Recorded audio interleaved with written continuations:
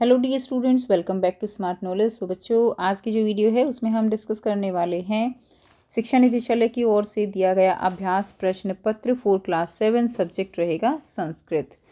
काफ़ी इंपॉर्टेंट रहने वाली है वीडियो, क्योंकि यहाँ से कवर करने वाले हो आप बहुत से इंपॉर्टेंट क्वेश्चंस जो आपके पेपर के लिए काफ़ी हेल्पफुल रहेंगे। वीडियो को एंड तक ज़रूर देखिएगा। कंप्लीट सॉल्यूशन इस वीडियो में आपको पेपर का प्रोवाइड किया जाएगा। टाइम रहेगा 2.5 घंटे और पूर्णांक रहेंगे 60। ठीक है। सबसे पहले आपको यहाँ पर सामान्य निर्देश दिए गए हैं।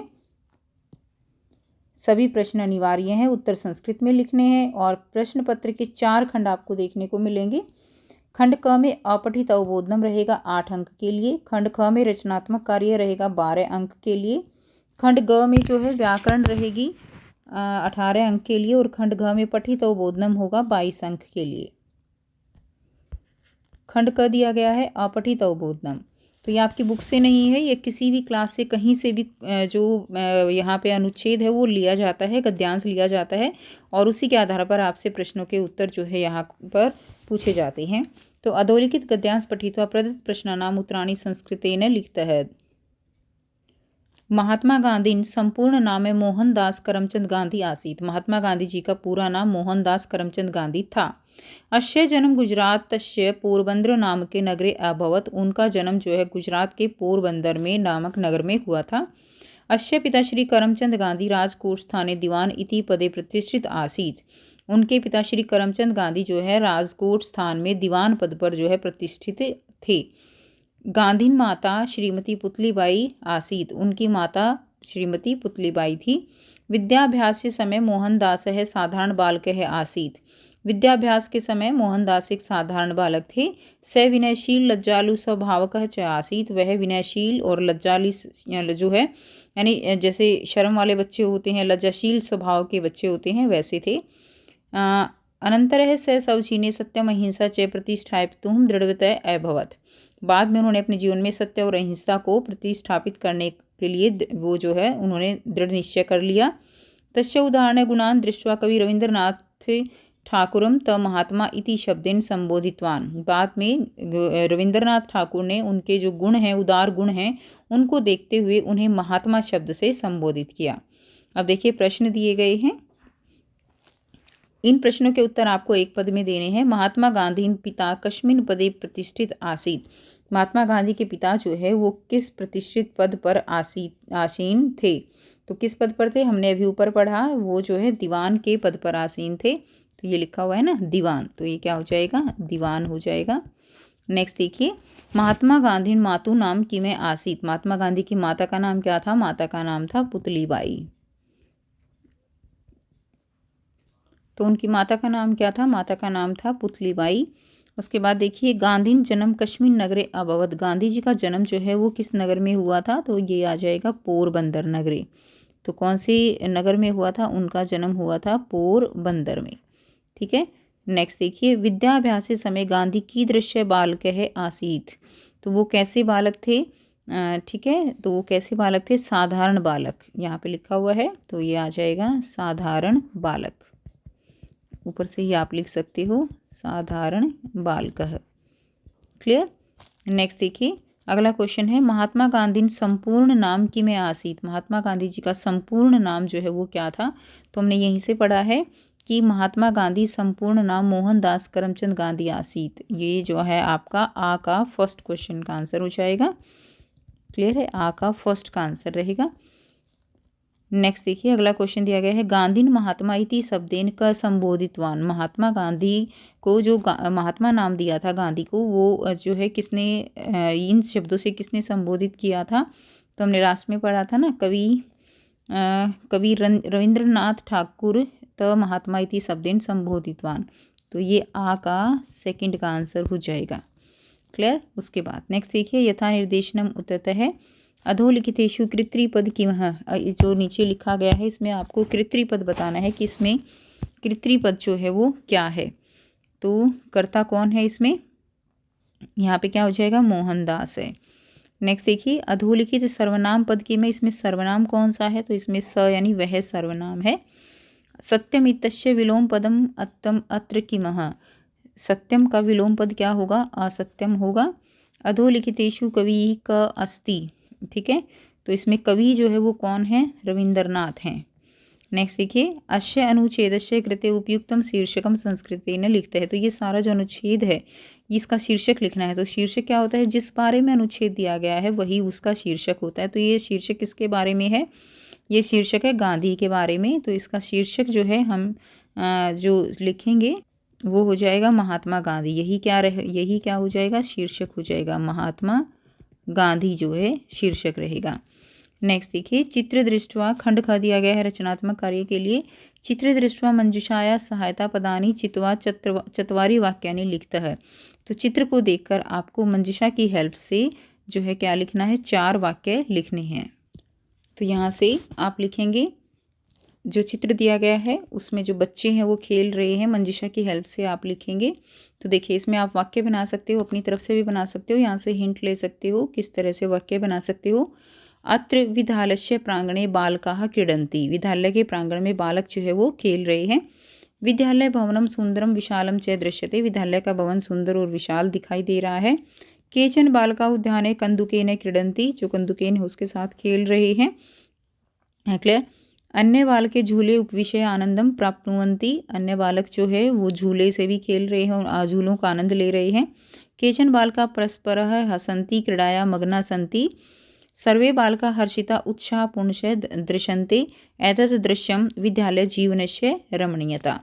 तो इस तरह से आप इसका आंसर कर लेंगे। ठीक है, तो आपको केवल 4 ही वाक्य लिखने हैं। मैंने आपको 7 वाक्य बता दिए हैं, तो कोई भी 4 आप लिख सकते हो। अथवा में दिया गया है मम पुस्तकालय विषयम अधिकृत है चत्वारि वाक्यानि लिखता है। तो आपको मम पुस्तकालय पर 4 वाक्य वो लिखने हैं। तो यहाँ से आप मम पुस्तकालय पर लिख सकते हो। साथ में यहाँ पर बता रही कोई भी 4 आप लिख सकते हो जो आपको ईजी लगे। मम विद्यालय एक है पुस्तकालय अस्ति। मेरे विद्यालय में एक पुस्तकालय है, विशाल पुस्तकालय है। पुस्तकालय नाना विधानी पुस्तकानि सन्ति। विद्यालय पुस्तकालय में अलग अलग प्रकार की पुस्तकें हैं। तत्र संस्कृत हिंदी आंग्ल्य भाषाया पुस्तकानि लभ्यन्ते।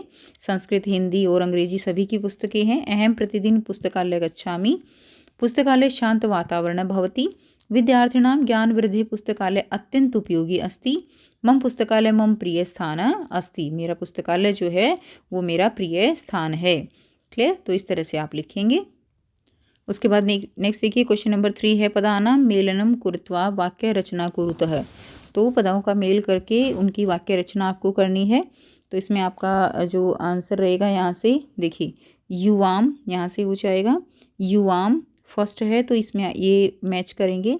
वाक्य रचना का निर्माण करना है तो फर्स्ट इसके साथ मैच हो जाएगा। युवाम गीतम, ठीक है, और गायतः ये हो जाएगा। आप ऐसे लिख देंगे ना, युवाम गीतम गायतः।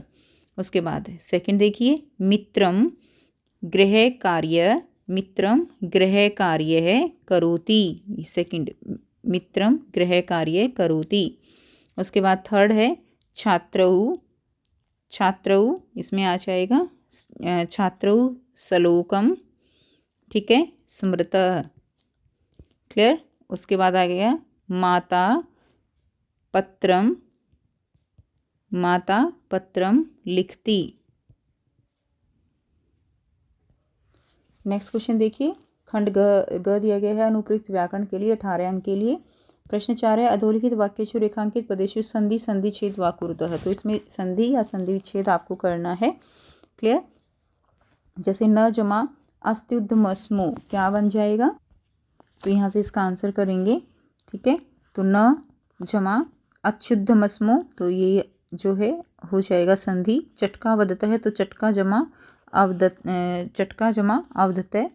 ठीक है, उसके बाद देखिए कार्य जमा अर्थ है कार्यार्थ। न जमा अनर्थम क्या हो जाएगा? नानर्थम हो जाएगा। क्लियर? ये इसका आंसर रहेगा। उसके बाद नेक्स्ट देखिए, अधोलिखित प्रकृति प्रत्यय जो है संयुज्य वियुज्य व पदानी सृजतम। तो यहाँ से इनके बारे में आपको लिखना है।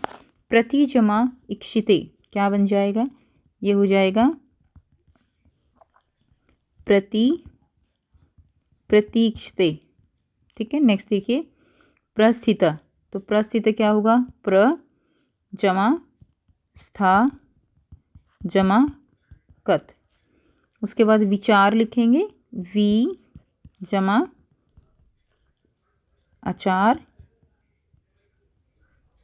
नेक्स्ट देखिए अनु जमा श्रुते क्या बन जाएगा, अनुश्रुते।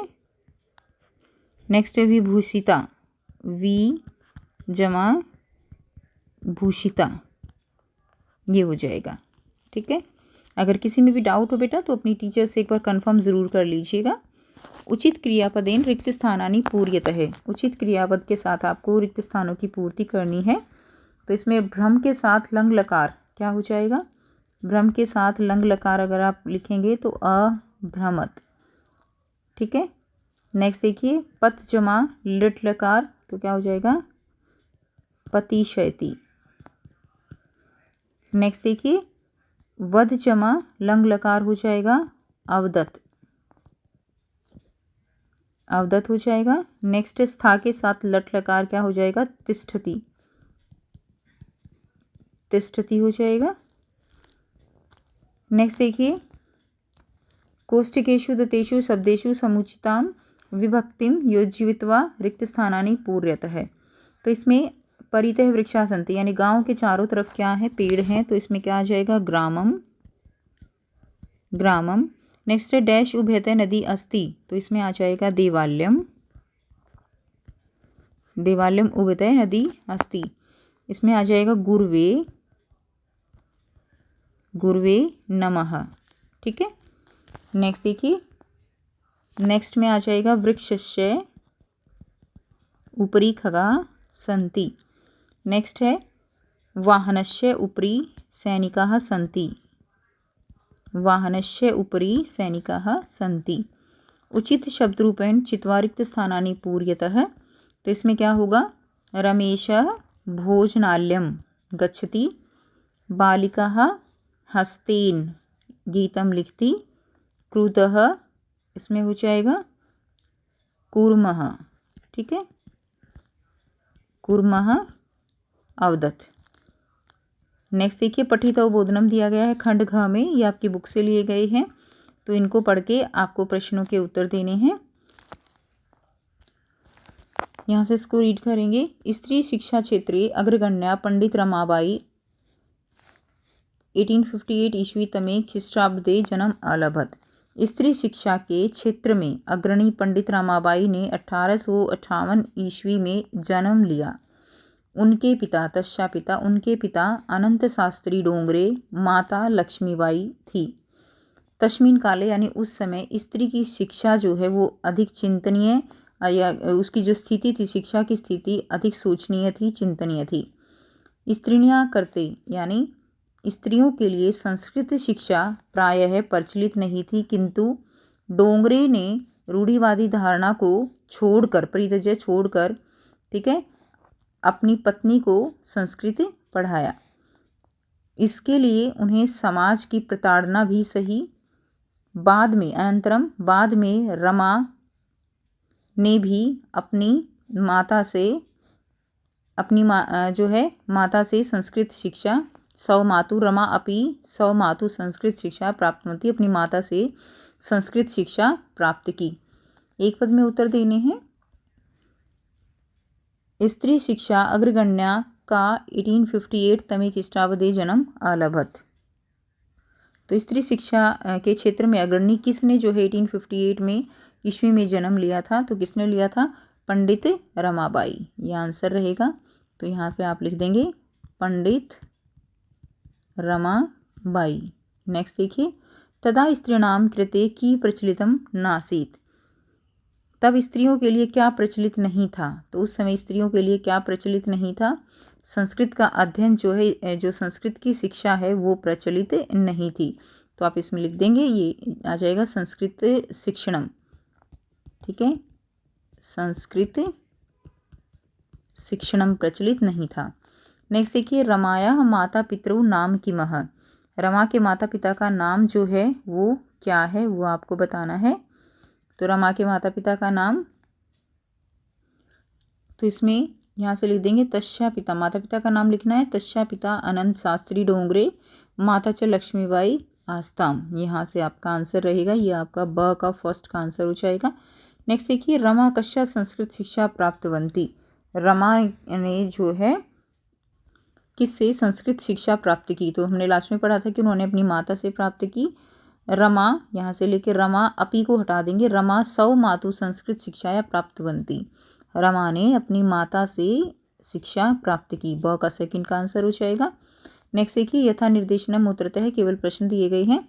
स समाजस्य प्रत्राणाम अपि असहित अस्मिन वाक्य अव्ययपद किम है। अव्ययपद क्या होते हैं, जो कि बदलते नहीं हैं लिंग वचन के अनुसार, तो वो जो है अव्यय पद होते हैं। तो इसमें अव्यय पद क्या हो जाएगा, इसमें अव्यय पद जो रहेगा वो अपि होगा। ठीक है, रमा अपि सौ मातु संस्कृत शिक्षा प्राप्तवती अस्मिन वाक्य क्रियापद किमः, तो इसमें आपको क्रियापद बताना है क्या है, तो इसमें प्राप्तवती जो है ये क्रियापद हो जाएगा। नेक्स्ट देखिए, थर्ड है एतदर्थ स समाजस्य प्रतारणाम अपि असत अस्मिन वाक्य कृत्रिपद किमः। इसमें कृत्रिपद क्या होगा, स जो है इसमें कृत्रिपद रहेगा। नेक्स्ट देखिए, अगला दिया गया है अधोलिखित पद्यांश पठित्वा प्रश्ननम उत्तरात है, तो इसको पढ़ना है आपको और प्रश्नों के उत्तर देने हैं। पृथ्व्याम त्रीणि रत्नानि जलमनम सुभाषितम मूढ़े पाषाण खंडेषु रतन संज्ञा विधीयते। पृथ्वी पर जो है 3 रतन है, पृथ्व्याम त्रीणि रत्नानि 3 रतन है, जल, अन्न और मधुर वचन। सुभाषितम मतलब मधुर वचन। मूढ़े यानी मूर्खों द्वारा पाषाण खंडेशु पत्थर के टुकड़ों को रतन संज्ञा रतन की संज्ञा विधीयते दी जाती है। एक पद में उत्तर देने हैं। पृथ्व्याम कति रत्नानी, तो पृथ्वी पर कितने रत्न हैं, तो त्रीणी आ जाएगा। कितने हैं, त्रीणी यानी 3 हैं। कई पाषाण खंडेशु रतन संज्ञा विधीयते, ठीक है, कौन जो है पाषाण खंडेशु यानी पत्थर के टुकड़ों को रत्नों का नाम देते हैं, तो वो हैं मूढ़े यानी मूर्ख। क्लियर। उसके बाद नेक्स्ट देखिए, पृथ्व्या कानी रत्नानी, तो जो है कितने रत्न हैं, कौन कौन से हैं, तो यहाँ से इसका आंसर यहाँ से यहाँ तक आप लिख देंगे। ठीक है, आ का फर्स्ट का आंसर जो है पृथ्वी कानी रत्नानी, कौन कौन से रत्न हैं, तो वो लिखने हैं। तो पृथ्वी त्रीणी रत्नानि जल मन सुभाषितम। नेक्स्ट देखिए, मूढ़े केशु रतन संज्ञा विधीयते। मूढ़े जो है किसको उसकी जो रत्नों की संज्ञा देते हैं, मूढ़े पाषाण खंडेशु रतन संज्ञा विधीयते, ये आ का आपका सेकंड हो जाएगा। क्लियर। नेक्स्ट देखिए, यथा निर्देशनम उत्तरतः है। मूर्खे इति पदस्य समानार्थम पदम किम है। मूर्खे के समानार्थ पद इसमें क्या प्रयुक्त किया है, तो हमने अभी पढ़ा था मूढ़े प्रयुक्त हुआ है। त्रीणी इति कस्य पदस्य विशेषणम, त्रीणी जो है ये किस पद के लिए विशेषण के रूप में यूज़ किया गया है, तो रतन, 3 रतन है ना, तो जो है रत्नानी इसमें विशेष्य है और त्रीणी इसमें विशेषण रहेगा। नेक्स्ट देखिए, मूढ़े पाषाण खंडेशु रतन संज्ञा विधीयते अस्मिन वाक्य क्रियापद किम है, तो इसमें क्रियापद जो है वो आपको बताना है। तो इसमें क्रियापद क्या है, विधीयते जो है इसके अंदर क्रियापद रहेगा। नेक्स्ट देखिए, अधोलिखित संवाद पठित्वा प्रदत्त प्रश्नानाम उत्तराणि लिखता है, तो आपको जो संवाद है वो दिया गया है। तो देवेश कहता है, अद्य स्वतंत्रता दिवस, आज स्वतंत्रता दिवस है। अस्माकं विद्यालय प्राचार्य ध्वजारोहणम करिष्यति, हमारे विद्यालय के जो प्राचार्य हैं वो ध्वजारोहण करेंगे। छात्र जो है वो सांस्कृतिक कार्यक्रम दिखाएंगे। अंत में जो लड्डू हैं वो मिलेंगे। डेविड कहते हैं, सुचे जानासी त्वम अस्माकं ध्वज कीदृशः, तो डेविड क्या कहता है, सुचि क्या तुम जानती हो हमारा झंडा जो है कैसा है। सुचि अस्माकं देशस्य ध्वज त्रिवर्ण इति, हमारे देश का झंडा जो है वो तिरंगा है, कैसा है, तिरंगा है। रुचि सलीम कहता है, रुचि अयम त्रिवर्णम कथम, तो इससे सलीम कहता है, रुचि इसे तिरंगा क्यों कहते हैं। रुचि कहती है, अस्मिन ध्वजे त्रिवर्णा सन्ति, हमारे ध्वज में 3 रंग हैं, इसलिए जो है इसको तिरंगा का यह तिरंगा है। कि तुम एताशाम वर्णानाम नामानि जानसी, क्या तुम इन रंगों के बारे में जानते हो। सलीम, अरे केशर वर्ण श्वेत हरित है, कि केसरिया सफ़ेद और हरा ये 3 रंग हैं। सलीम, अरे केसरिया सफ़ेद, सलीम सुनो, केसरिया रंग जो है वो शौर्य का प्रतीक है, श्वेत यानी सफ़ेद रंग सत्य का है, हरा रंग जो है वो समृद्धि का सूचक है। ठीक है, उसके बाद नेक्स्ट देखिए, एक पद में उत्तर है। विद्यालय प्राचार्य की करिष्यति, तो प्राचार्य क्या करेंगे, वो ध्वजारोहणम करेंगे। ठीक है, आ जाएगा ध्वजारोहणम। अस्माकं ध्वजे कति वर्णा सन्ति, तो कितने वर्ण हैं, तो इसमें जो है 3 वर्ण हैं। क्लियर, इसमें आ जाएगा 3 है। उसके बाद नेक्स्ट देखिए, पूर्ण वाक्य में उत्तर देना है। देशस्य ध्वजे त्रिवर्ण कथम, तो हमारे देश का झंडा जो है वो तिरंगा क्यों है, इसमें ये बताना है, क्योंकि इसमें कितने रंग हैं, 3 रंग हैं। तो इसमें आ जाएगा, यहाँ से लेकर आप यहाँ तक इसमें आंसर लिख दोगे। अस्मिन् ध्वजे तृतीय वर्णा सन्ति, अतः त्रिय वर्ण है। तो ये आपका ब का फर्स्ट आंसर हो जाएगा। त्रिय वर्णा कस्या सूचका सन्ति, 3 रंग जो है वो किसके सूचक हैं, तो केशव वर्ण, शौर्यस्य, श्वेत सत्यस्य, हरिश्य, यहाँ से आ जाएगा, ये आ जाएगा। हमने अभी पढ़ा है इसको, ब का सेकंड का आंसर। ठीक है, नेक्स्ट देखिए, यथा निर्देशनम उत्तरतः, इसमें है वीरताया अस्मिन् अर्थे की पर्याय पदम प्रयुक्त है। वीरताया के लिए जो पद है उसमें क्या प्रयुक्त किया गया है, तो शौर्यस्य प्रयुक्त किया गया है। अस्मिन् ध्वजे त्रिय वर्णा सन्ति, अस्मिन् वाक्य क्रियापद के जो है आपको बताना है क्रियापद की माँ, तो क्रियापद मोस्टली जो लास्ट में होता है वही होता है। ठीक है, तो सन्ति इसके अंदर क्या हो जाएगा, क्रियापद होता है। अरे केशर वर्ण श्वेत हरिचैते त्रयवर्णा सन्ति, अस्मिन् वाक्य की में अव्ययपदम की में, तो इसमें अव्ययपद क्या है, च जो है इसके अंदर अव्ययपद है। नेक्स्ट है, मंजिशा की हेल्प से आपको जो अनव्यय है वो पूर्ति करनी है। तो देखिए सत्यम, सत्यम ये हो गया, उसके बाद यहाँ पे क्या बचा, बुरियात है, तो इसमें आ जाएगा फर्स्ट में, यहाँ पे क्या आ जाएगा, बुरियात आ जाएगा। क्लियर, बुरियात ये आ जाएगा फर्स्ट में। तो प्रियम, उसके बाद बुरियात, ऐसे काट के देख लेंगे। ठीक है, उसके बाद देखिए इसमें नए बुरियात सत्यम अप्रियम की, अप्रिय सत्य जो है वो भी नहीं बोलना चाहिए, तो अप्रिय सत्यम, सत्यम आ जाएगा, अप्रिय सत्यम ये सेकंड में आ जाएगा, नए बुरियात है। ठीक है, उसके बाद देखिए थर्ड में जो बच गया प्रियम, तो यहाँ पे प्रियम आ जाएगा, एक ही बच गया ना, तो यहाँ पे थर्ड में प्रियम आ जाएगा। उसके बाद नेक्स्ट देखिए, प्रश्न पत्रात् अतिरिच्य स्व पाठ्य पुस्तकात् स्मरणाधारेण किमपि श्लोकद्वयं संस्कृतेन लिखता, तो आपको यहाँ पर अपनी जो पाठ्य पुस्तक है वहाँ से कोई भी 2 श्लोक आपको यहाँ पर लिख देने हैं, कि कोई भी 2 श्लोक आपको लिखने हैं। तो ये आप खुद से कर लेंगे। तो ये था कंप्लीट पेपर। आई होप सभी बच्चों को सारे क्वेश्चंस क्लियर हैं। फिर भी कोई डाउट हो तो पूछ सकते हो। वीडियो अच्छी लगे तो बेटा वीडियो को ज़रूर से लाइक कीजिए, शेयर कीजिए, और इसी तरह के प्रैक्टिस पेपर आपको इस चैनल पर हर सब्जेक्ट के मिलेंगे जहाँ से आप प्रैक्टिस कर सकते हो। ठीक है, इसलिए चैनल को सब्सक्राइब भी कर लीजिए। मिलते हैं आपसे नेक्स्ट वीडियो में। Take care, bye bye.